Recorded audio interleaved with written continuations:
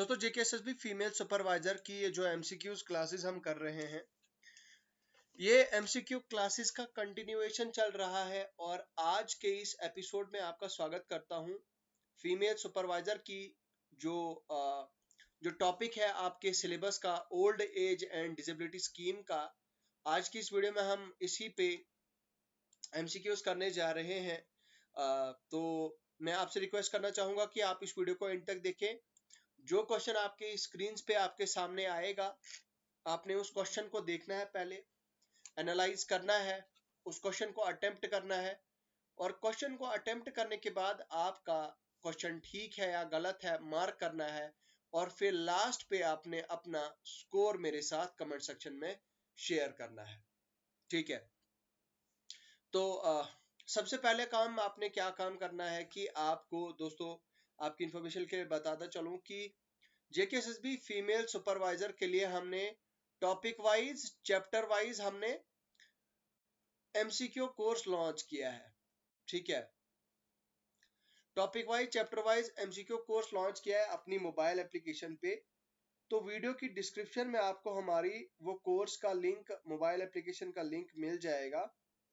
आप वो हमारी मोबाइल एप्लीकेशन वहां से डाउनलोड करें। हमारी मोबाइल एप्लीकेशन को डाउनलोड करके आपको हमारे वहां पे ऐप पे बहुत सारे ऐसे सोर्सेज हैं जो आपको मिलेंगे। ठीक है, तो आप हमारी मोबाइल एप्लीकेशन डाउनलोड करें। आपको बहुत सारे ऐसे वहां पे लिंक्स मिलेंगे, उन लिंक्स पे आप जो है वो देखेंगे। जो भी कोर्स आपने एक्सप्लोर करना होगा या जो भी आपको लगे ऑथेंटिक, तो वो आप ले सकते हैं जिसके लिए भी आप तैयारी कर रहे हो। ठीक है, तो चलिए आगे बढ़ते हैं। सो इसके साथ में दोस्तों ये पीडीएफ आपको हमारे टेलीग्राम चैनल पे ही मिल जाए, हमारी टेलीग्राम चैनल पे नहीं बल्कि हमारी ऐप पे मिल जाएगी, तो ये आप डाउनलोड करें। तो चलिए आज का ये क्वेश्चन यहीं से एमसीक्यू स्टार्ट करते हैं और पहला क्वेश्चन ये रहा आपकी स्क्रीन पे। What is the objective of national social assistance programme under the mission rural development? तो भाई एनएसएपी का जो मिशन है, इसका ऑब्जेक्टिव क्या है? क्या है इसका ऑब्जेक्टिव? तो अगर आप इसका आंसर जानते हैं आप कमेंट सेक्शन में लिख के बताएं। ठीक है, आप बता सकते हैं कमेंट सेक्शन में लिखा इसका आंसर। ठीक है, educational assistance for senior, financial assistance for elders, widows and disabled person, housing supports for senior citizen, health care services for rural development. तो क्या हो जाएगा इसका आंसर? इसका आंसर हो जाएगा option B, financial assistance for elderly widows and disable person. Question number 2 है आपकी स्क्रीन पे, ये आप देख सकते हैं। व्हाट इज द मंथली, अच्छा मुझे एक बार इसको जूम करने दो यार, ऐसे मजा ना मुझे आएगा ना आपको आएगा। ये देखिए, ये रहा। What is the monthly pension amount provided under Indira Gandhi national old pension scheme IGNOU apps for elderly age 60 to 79 years? वो लोग, वो एल्डरली पर्सन, वो सीनियर सिटीजन जो 60 से लेकर 79 एज के बीच में लाइव कर रहे हैं, तो इनको क्या मंथली पेंशन स्कीम प्रोवाइड की जाती है? क्या वो 100 रुपीज का अमाउंट है, 200 का है, 300 है या फिर 500? तो इसका आंसर हो जाएगा 200, इसका आंसर हो जाएगा। तो 200 रुपए उनको प्रोवाइड किया जाता है एज पेंशन।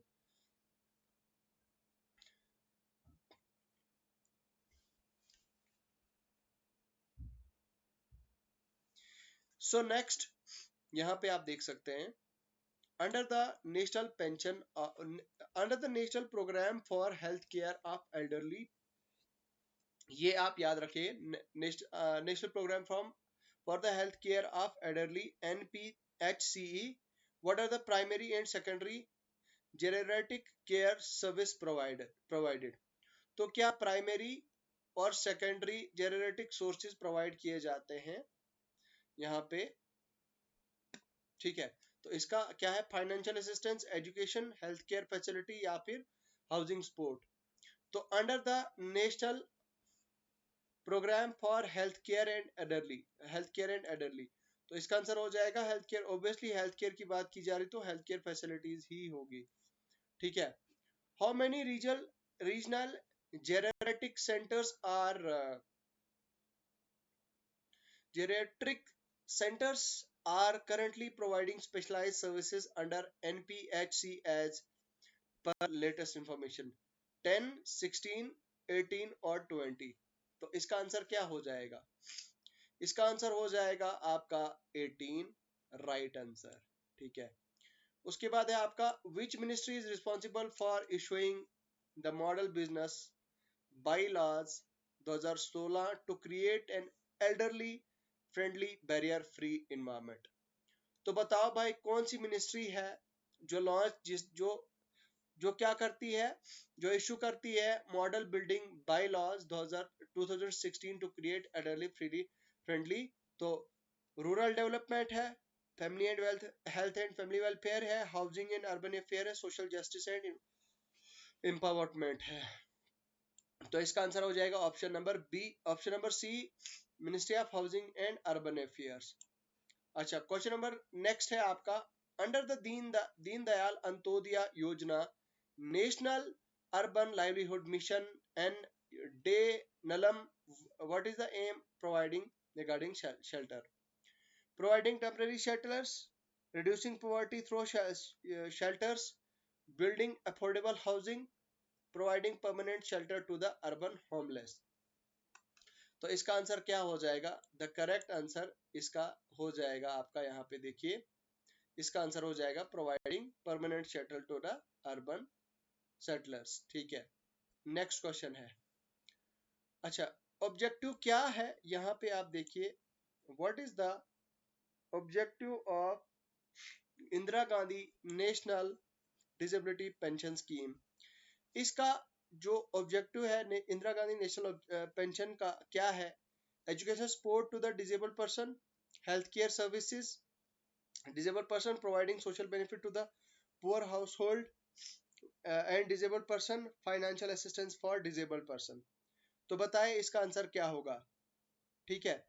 एजुकेशनल, यहाँ पे आप देखिए, क्या एजुकेशन सपोर्ट दी जाएगी डिसेबल्ड पर्सन को, या फिर हेल्थ केयर, या फिर बेनिफिट दिया जाएगा पुअर को?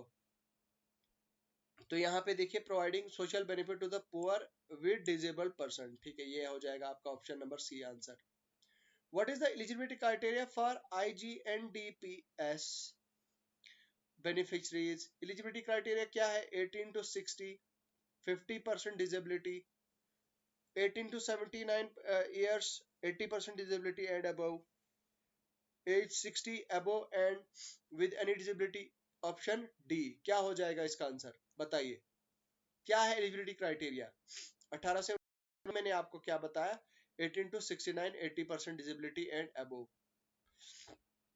अच्छा, how is the pension disbursed?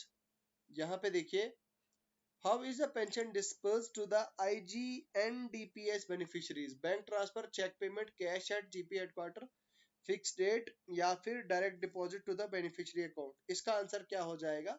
इसका आंसर हो जाएगा आपका option number D, C, headquarter, cash at GP headquarter on the fix date. ठीक है। उसके बाद है, who sanction the pension in favour of IGNDPS beneficiaries? BDO, executive officer of municipality, EO municipality का, सब कलेक्टर, या फिर आपका PRI मेंबर्स? तो कौन इसकी पेंशन सैंक्शन करता है? यहाँ पे आप देखिए, सब कलेक्टर जो होता है आपका, सब कलेक्टर मतलब एडिशनल डेप्यूटी कमिश्नर, ADC। ठीक है। उसके बाद है आपका, what is the emphasis on, what is the emphasis on buses financed by the Department of Urban Development under urban bus specification? तो भाई, बस on buses finance by department of, इसका एम्फेसिस क्या है? 2013 को जो किया गया था।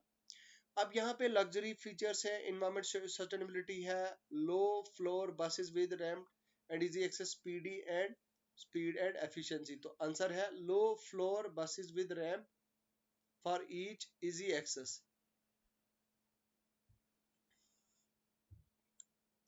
Next, what is the role of the urban bodies regarding model building by law 2016। तो यहाँ पे रोल क्या है भाई regarding the model building by law 2016? तो implementing the policy, designing the buildings, ठीक है, allocating funds, conducting awareness programmes. तो क्या हो जाएगा इसका आंसर, बताइए। What is the role of the urban local bodies regarding model building by law 2016? तो इसका आंसर हो जाएगा आपका implementing the policy. Okay, so next है आपका, यहाँ पे आप देखिए, नेक्स्ट है आपका how many health districts have been sanctioned for geriatric primary and secondary care services under the NPHCE as पर द लेटेस्ट इंफॉर्मेशन? 100 है, 421 है, 584 है, या फिर 713? तो आंसर है आपका 713। उसके बाद नेक्स्ट है आपका what is the total number of beneficiaries under Indira Gandhi national disability pension scheme?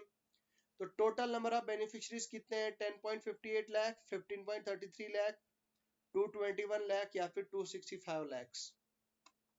So the correct answer is 10.58 lakhs. अच्छा, what is the primary focus of national program for the health care NPHCE? Primary focus क्या है? Child care, child health care है, women health care है, comprehensive health care for persons above 60 year, ठीक है, mental health. तो क्या हो जाएगा इसका answer? Comprehensive health care for person above 60। Now, uh, what is the name of the program launched during 2010 to 16 Ministry of Health and Family Welfare to provide comprehensive healthcare facilities to the person above 60 years? तो भाई क्या है इसका इसका मतलब जो programme जो launch किया गया था, इसका नाम क्या था? NSAP था, NPHCE था, Indira Gandhi national disability pension scheme था, या फिर डे नलम था? तो इसका आंसर है आपका option number B, national programme for health care of elderly under the ministry of rural development. What is the lump sum assistance provided in case of death of breadwinner under the national social assistance programme NSAP? तो भाई क्या ऐसा मतलब कोई bread winner होता है, अगर उसकी डेथ हो जाती है तो यहाँ पे मिनिस्ट्री ऑफ रूरल डेवलपमेंट के तहत क्या कितना दिया जाता है? नेशनल सोशल असिस्टेंस प्रोग्राम के तहत 10,000, 15,000, 20,000, या फिर 25,000? तो इसका आंसर क्या हो जाएगा? द करेक्ट आंसर इज 20,000, ठीक है। What are the component of tertiary activities under NPHCE named as राष्ट्रीय वरिष्ठ जन स्वास्थ्य योजना 2016 and 17? Geriatric OPD and IPD only, specialized OPD, physiotherapy and lab services, inpatient services and physiotherapy only, specialized OPDs and laboratory services only? तो answer हो जाएगा आपका specialized OPDs, physiotherapy and lab services. What is the significance of model building bylaw 2016 issued by the Ministry of Housing and Urban Affairs? तो significance क्या है model building bye laws का 2016 issued by the ministry of housing and urban affairs? तो इसका answer हो जाएगा providing financial assistance, prescribing standards for elder friendly environments, offering healthcare services, implementing educational program. तो correct answer will be option number B, prescribing standards for elder friendly environments. Which department under the Ministry of Health and Family Welfare is responsible for implementing of national program for health care of elderly? Department of Ayush, या फिर आपका Department of Health Research, director of health services, department of health and family welfare. तो क्या है इसका आंसर? Answer हो जाएगा आपका option C. What is the significance of Deendayal Antyodaya Anna Yojana urban livelihood mission under the ministry of housing and urban affairs?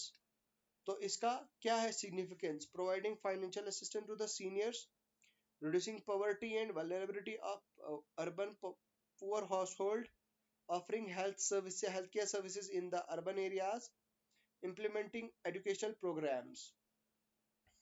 तो यहाँ पे हो जाएगा आपका answer DAY NULM, option B हो जाएगा, रिड्यूसिंग पोवर्टी एंड वल्नरेबिलिटी। ठीक है, उसके बाद है what is the role of urban local bodies play, कौन सा रोल प्ले करती है in implementing model building bylaw 2016, designing building, allocating fund, implementing policy, conducting awareness programme. तो क्या आंसर हो जाएगा? Implementing the policy. उसके बाद नेक्स्ट है आपका how is the pension amount disbursed to the beneficiaries under IGNOAPS? Direct benefit transfer, cash at GP headquarter, cheque payment या फिर इलेक्ट्रॉनिक वॉलेट ट्रांसफर? तो आपका कैश एट GP हेडक्वार्टर्स है। ठीक है, who is what is the eligibility criteria for beneficiaries of IGNOAPS? क्या eligibility criteria है IGNOAPS scheme के लिए? ठीक है, age 50 and above with any disability, age 60, ठीक है, age 60 to 79, belonging to BPL, ठीक है, बिलो पॉवर्टी लाइन, एज 80 और विद 80% डिसेबिलिटी और above. The correct answer is 60 से लेकर 79 के बीच में, 60 से लेकर 79 के बीच में जो बिलोंग करते हैं, बिलोंगिंग द BPL कैटेगरी, उनको किसका लाभ मिलता है? IGNOAPS। ठीक है, तो ये थे हमारे old age and disability scheme पे MCQs दोस्तों। उम्मीद करता हूँ आपको पसंद आए होंगे। आप इस वीडियो को ज़्यादा से ज़्यादा शेयर करें। ऐसे ही हम बहुत सारे MCQs लाएंगे। आपको प्लेलिस्ट में बाकी MCQs भी मिल जाएंगे। आप कृपया करके वो वाले MCQs भी सारे आप अटेम्प्ट करिए। चलिए अभी के लिए फिलहाल इतना ही है। खुदा हाफिज।